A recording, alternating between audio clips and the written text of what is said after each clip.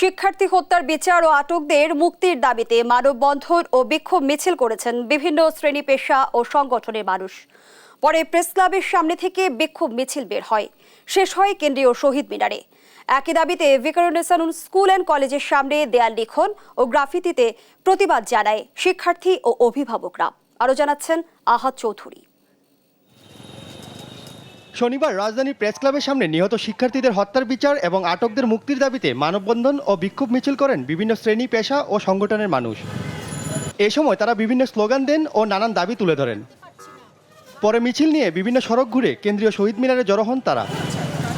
একই দাবিতে Viqarunnisa school and কলেজের সামনে জড়ো হন শিক্ষার্থী ও অভিভাবকরা। এই সময় তারা দেয়াল লিখন ও গ্রাফিতি অঙ্কন করে প্রতিবাদ জানান।